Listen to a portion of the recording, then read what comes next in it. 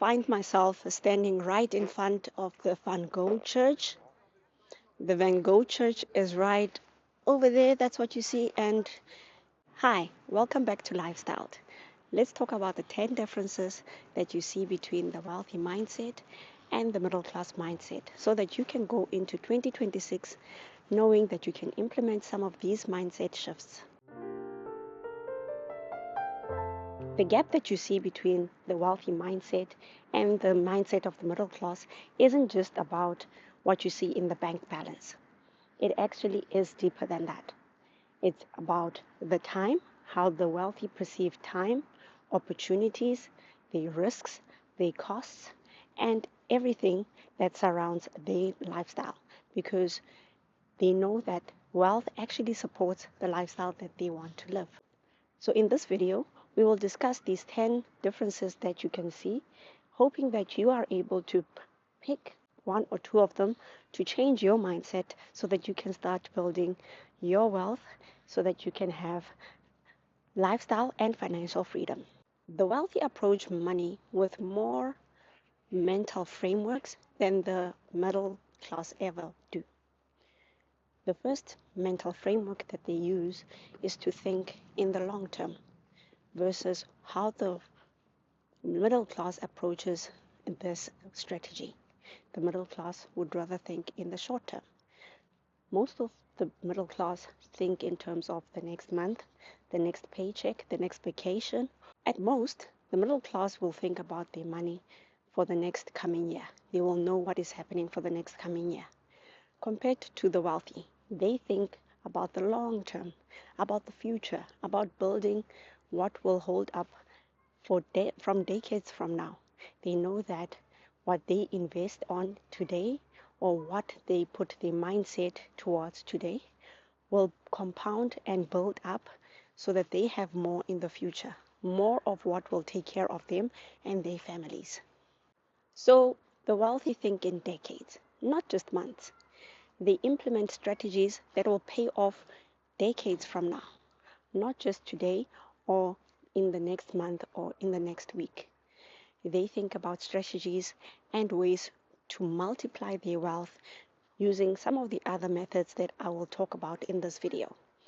And the challenge with the short-term thinking for the middle class is that this type of thinking actually creates a problem on its own.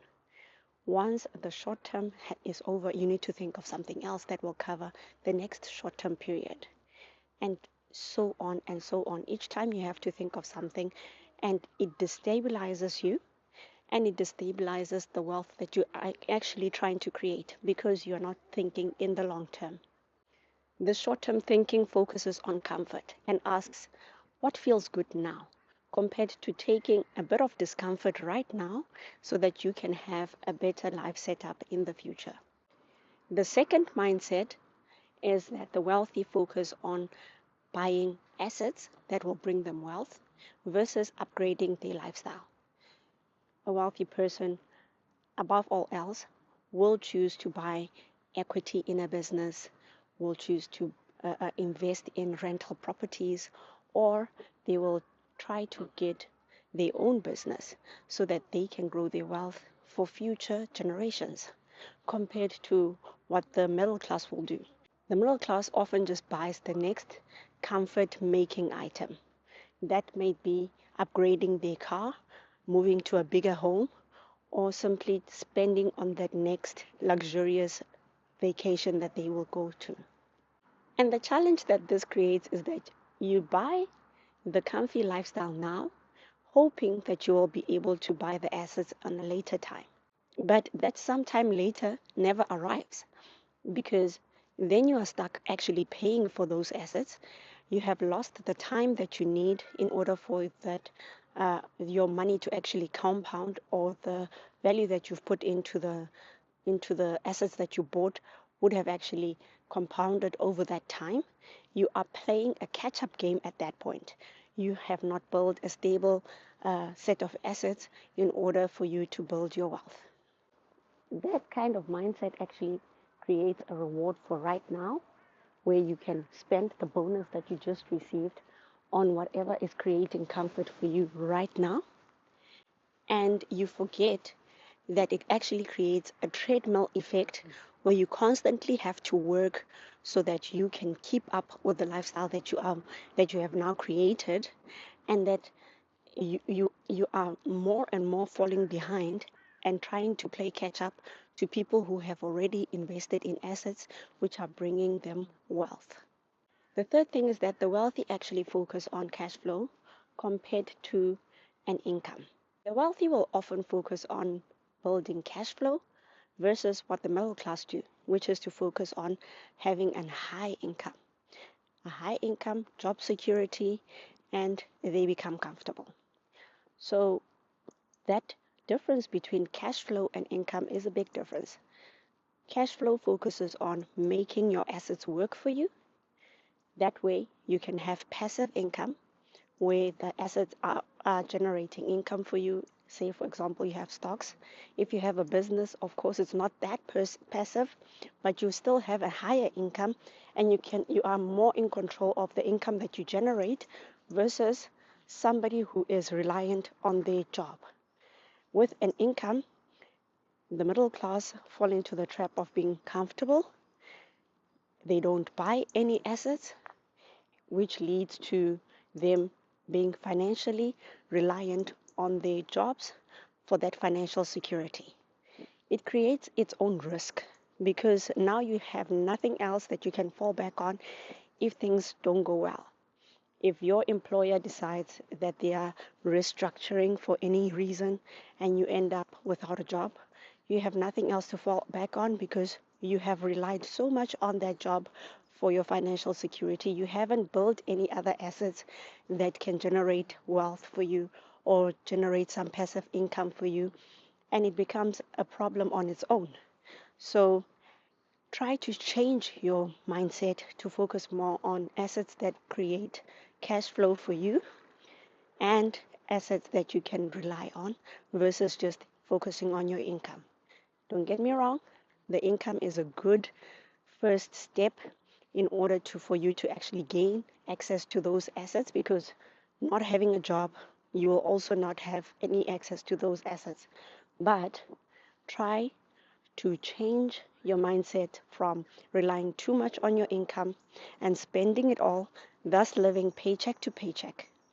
Rather focus on buying assets that can generate you cash flow. Number 4, the wealthy will try to gain ownership in the businesses that they work for versus the middle class who just remain employees in those businesses. So you could have two people and they could both come into the workplace and negotiate for different types of um, reward systems as they are coming in. The first one will negotiate for a pay and a bonus when things go well in the company, versus somebody else who will come in, the second person will come in and say, okay, I'm going to be in charge of this division. When my division goes well, this is the amount of equity that I want as a reward in the business. They know that they sweat, their efforts that they are putting in will be rewarded with a sense of ownership. That ownership can then be passed on to your children. You can gain, even when the business is doing well and you are no longer in that business, you can still gain from the wins that that business is gaining. And in that way, the wealthy, they're able to create and generate more wealth for themselves. And they're able to pass on that wealth to to the following generation without even worrying, because they know that they have worked hard for that money in the first place and also have gained equity in those businesses, compared to the middle class who just focus on being an employee, having a comfortable salary, comfortable pensions, and not worrying about the next generation or about owning a slice of that business. And you also see it when, if a person cannot own a slice of the business, they will either buy equity. If that business is listed on the stock exchange, all you need to do, if it creates some sort of conflict, all you need to do is really just disclose that conflict, that you own a certain slice of that business that you're working for, or own other businesses. start your own business on the side.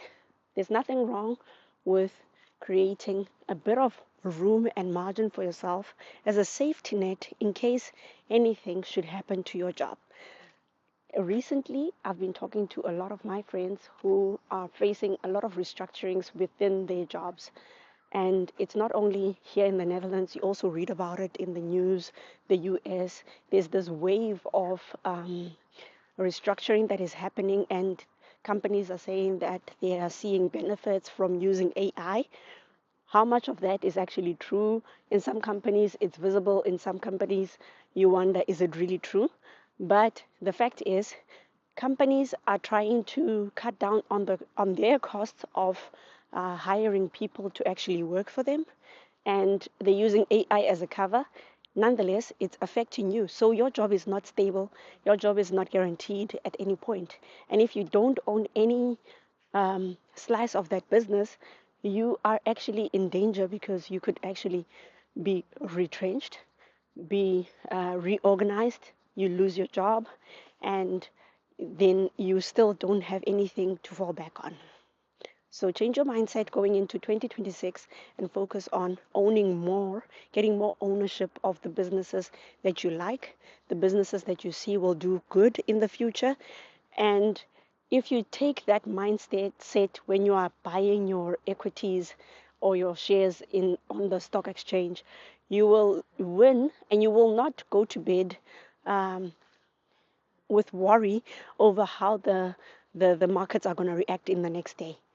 This approach will help you not to worry about the markets because you know how that business works. You know why you're buying that business. You believe in that business that it will do better even in the long run. So try to take a slice of ownership going into 2026.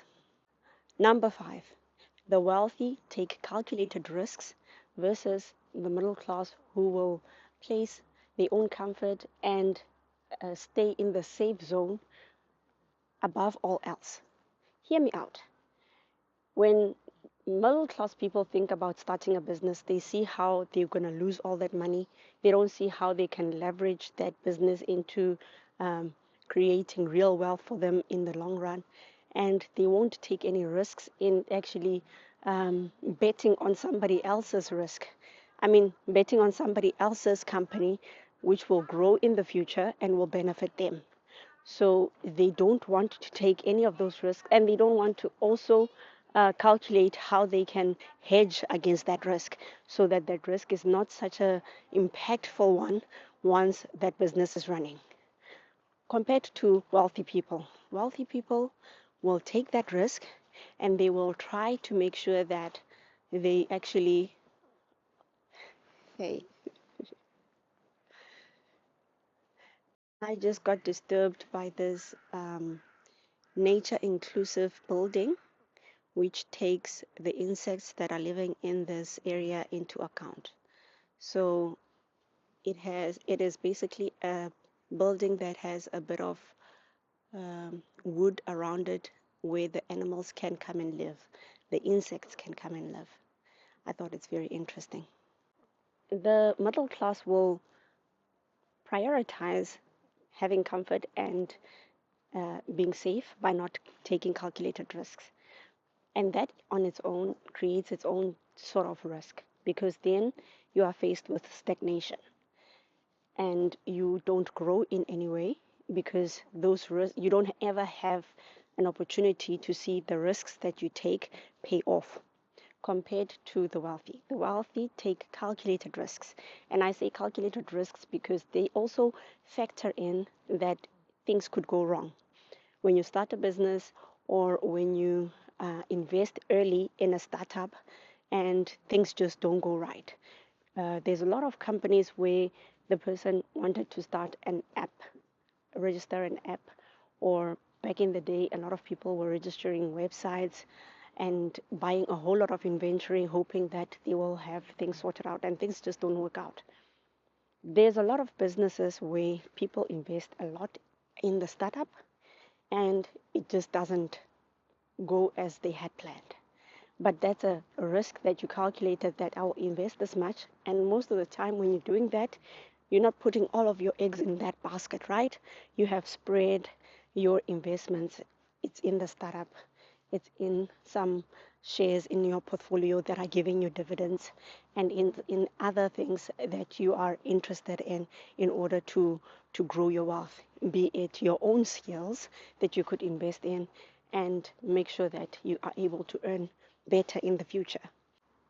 The wealthy do all of this so that they can keep taking calculated risks and growing their wealth.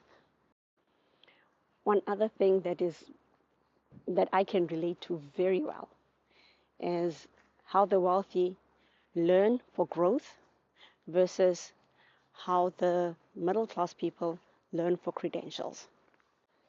When you are out looking for a job, the first thing that you will look at is what are the credentials that the job is asking for. They are asking for a CA or somebody with an MBA or somebody who has now got a certification within. If you are in the banking sector, there was a phase where everybody was going through anti-money laundering and getting those credentials, or the ESG phase that happened now recently, where people were getting all of those qualifications. I'm one of those people who got a certification for ESG. Hello. Did I ever use it professionally? For a very short time before my firstborn child was born. But I digress. The wealthy don't gain those certifications only for their jobs. They focus on gaining skills, learning skills that they know they will build on in order to start a business, in order to service back and actually make money from it, even if it's not through a formal form of employment. I'll take an example over here. I'm an accountant. I have taught myself the skill of videography, creating videos, editing, color grading, making sure that the sound is good, whether it be in an office setup or out here like this, which I've changed because I'm working with my baby more often. Either way, all of those skills that I have gained are for me. I'm learning them not for my job. I'm learning them for myself, and I'm trying to make some sort of income with them. Even if it's not paying out right now, I'm hoping that in the future it'll pay out. Gaining skills in psychology, gaining skills in how people think so that they can be able to make money from them, that's how the wealthy think, and not how the middle class think. The middle class will be like, okay, I'm an accountant. What's the next credential that I should get in order to land that job? Go study for MBA. Pop, pop, pop, pop, pop. All of us are registered to study for MBA. I find myself standing right in front of the Van Gogh Church. The Van Gogh Church is right over there. That's what you see. And they have placed a beautiful frame in front of it. Let me try to get it in frame. I am failing. Okay, there. I've got it in frame. So the Van Gogh Church is not named after Van Gogh because he built it. No. It's named after Van Gogh because he painted it. The Van Gogh Chapel actually dates back to 1824, and it is where Van Gogh's father used to preach. Van Gogh made this painting of the church in 1884 to console his mother after she fractured her thigh and was confined to her bed for a very long time. The painting was actually stolen in 2002 and was recovered in 2016. And we are lucky to have witnessed a few people coming into the church. I'm not sure if it's going to be a church service or if they just have a meeting over there, but I do know that it is used. It is still being used in the area, and it's beautiful. At some point in the past, my husband and I were planning to have our wedding here, but unfortunately that didn't happen.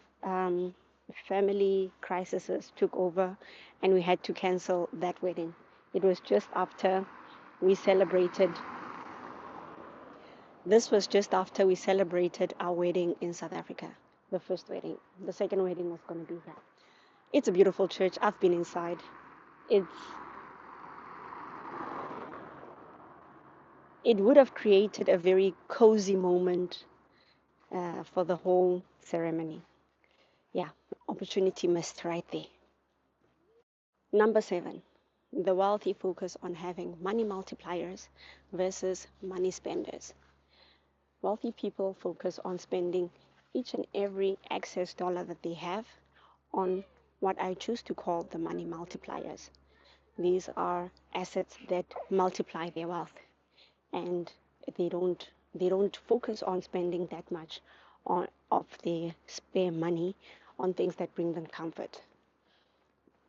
If I take a mirror unto myself right now, I've noticed that sometimes if I have a little bit extra, I have placed everything that I have into my savings, and I've done what I think is good for that month. I can sometimes be a money spender.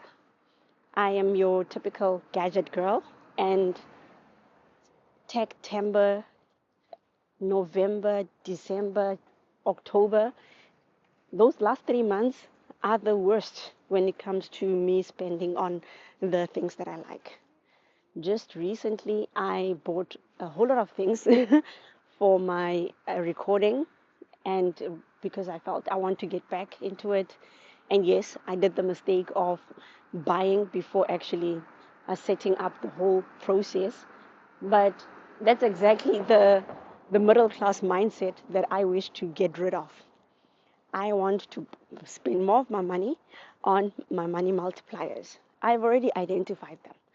Why I keep falling back into these habits of buying money spenders or spending more money, I don't know. So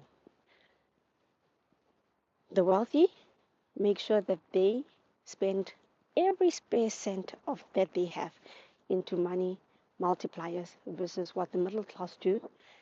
They just spend that money on the next thing that gives them comfort or that brings them joy in whichever shape and form that it comes in.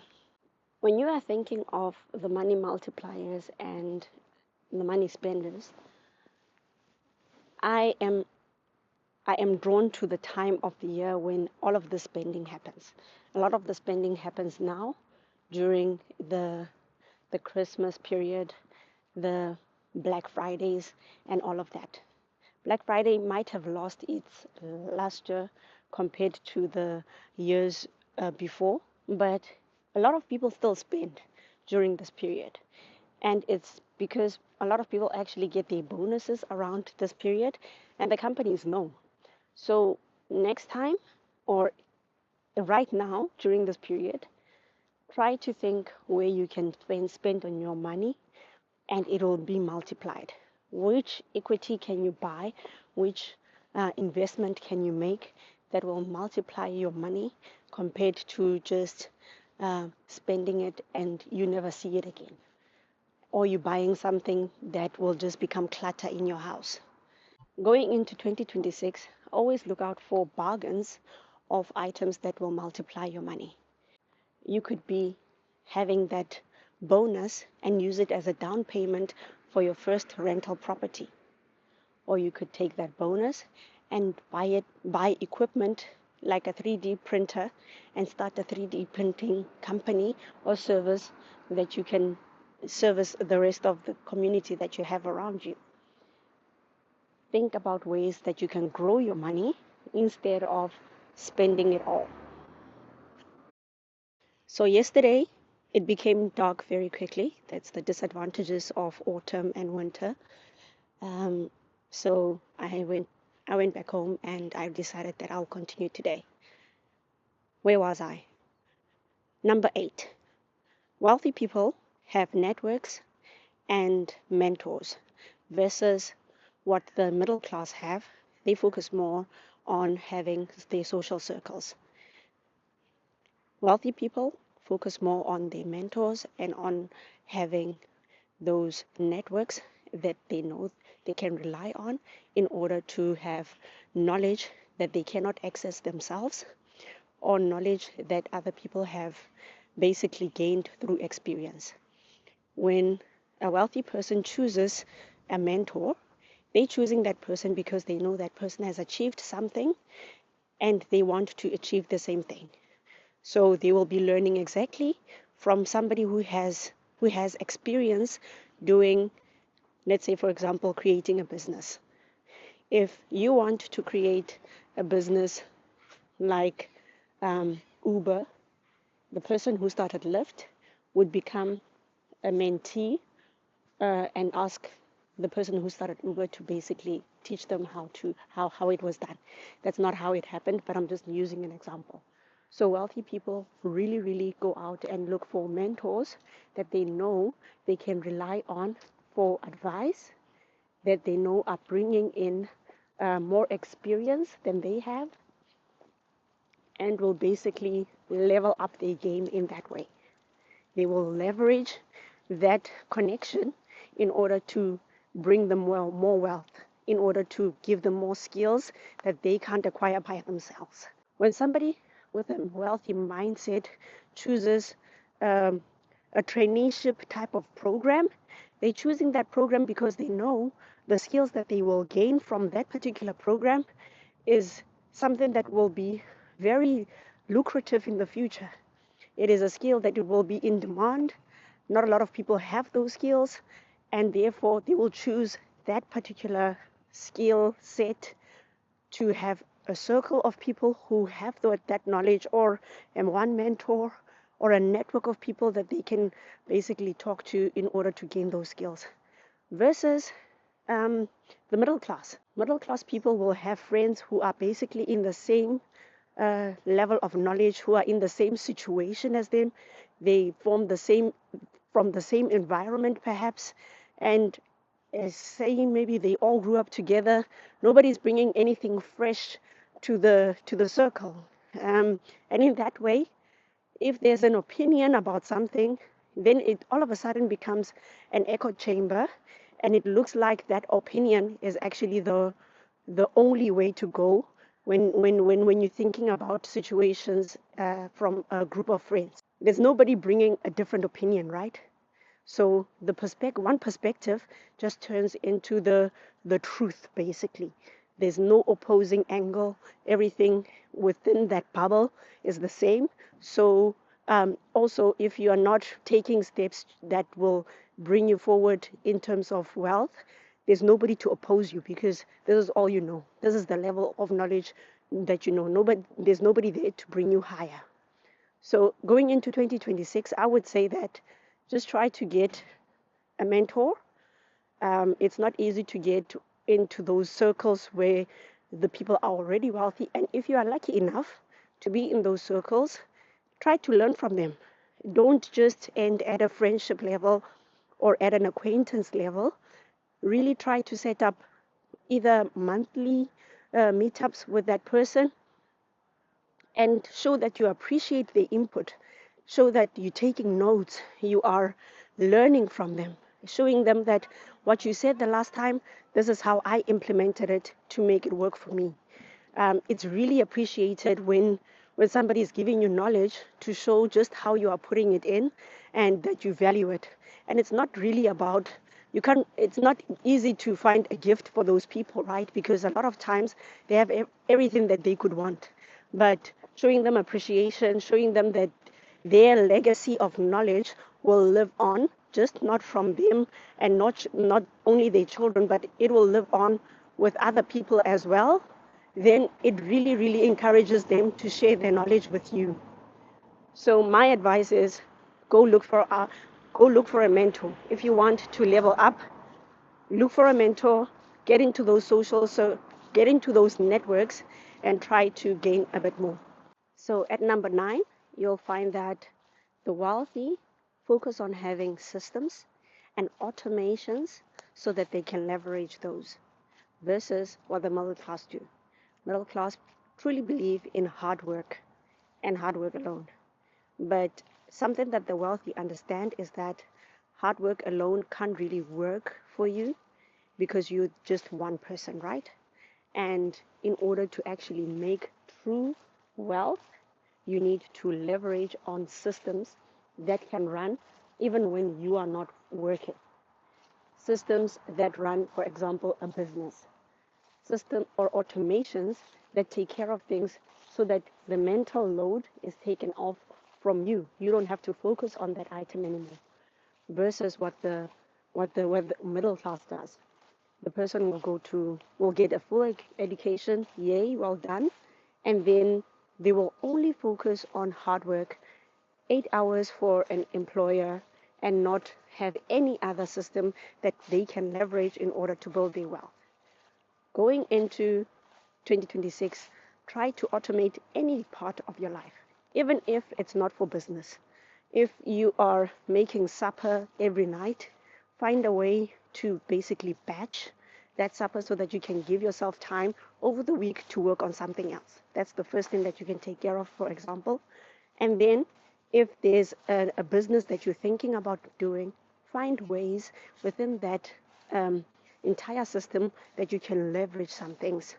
Um, if you're looking at maybe perhaps running a restaurant, is there a way that you can already have the ingredients that you need prepared for you instead of doing them yourself at your premise? Um, I have a relative who had a shop where he was selling fish and basically fresh food for lunch. And what I noticed is that, yes, it was way cheaper to buy 20 kilograms of potatoes so that they would peel them and then chop them up into chips, fries basically, and then they would fry them and then they would be ready. But all of that is actually things that you are doing and taking time from the main thing. The main thing is selling to people, making sure that the customers are happy and basically engaging better with the service that you're providing. And it's actually kind of wasting your time in that way, where you could have just bought a whole bag of pre-cut potatoes ready to be put into the fryer and then served to the people. And in that way, you can also multiply the number of times that you can perform that item when you are not still, when you don't still have to peel the potatoes, chop them up, and then fry them. It's a simple example, but there's other sophisticated ways. Nowadays, there's AI, right? How can you leverage AI in your private life and also in your business to make sure that you are able to basically use it to earn more time back, so that you are able to, how can I put this? So that you are able to leverage those systems, create systems, and make sure that you gain an upper hand and join the wealthy versus staying in the middle class, only thinking of how harder you can work, how much more your back can carry, and all of that.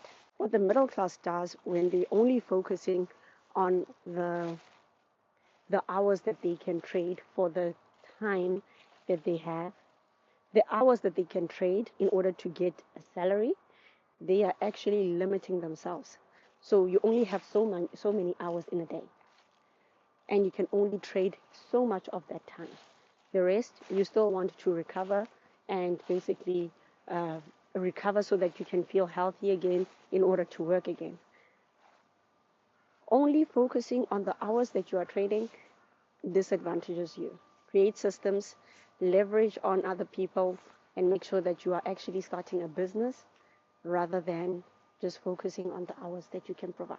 The 10th and final difference that I want to talk about is how the wealthy will focus on taking ownership completely of their habits, their decisions, whatever is going on in their lives, and versus making excuses, which the middle class will do. They will blame, when things go wrong, they will blame the employer, the government, anything else.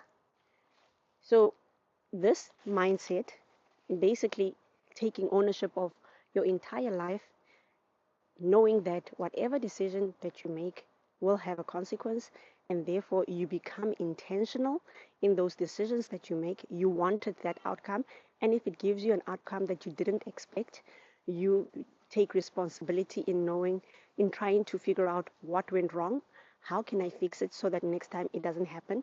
It gives you power, because then the complete circle is in your hands. You know that you caused that failure, and therefore you want to avoid it next time. And it creates a quick loop where you quickly learn what the mistakes to avoid are, and therefore you become even more self-reliant and self-sufficient, versus when you are making excuses, or when there's a scapegoat to blame things on. um, the economy is not going well because the government did something, and now my financial situation is not working out as I had hoped it would.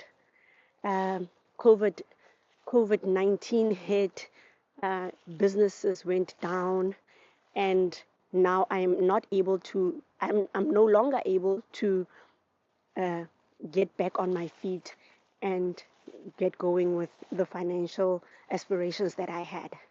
I cannot find a job because AI is taking all our jobs, and now I don't have the financial muscle that I was hoping to have amassed by this time. All of those excuses actually set you back and keep you in a dependent mode, and not in a mode where you can actually say that you are self reliant and you know exactly what is going, you are in control, and you know exactly how to fix your own problems and to find the solutions that you can even offer to other people as a solution. So those are the 10 mindset differences that I've noticed between the wealthy and the middle class.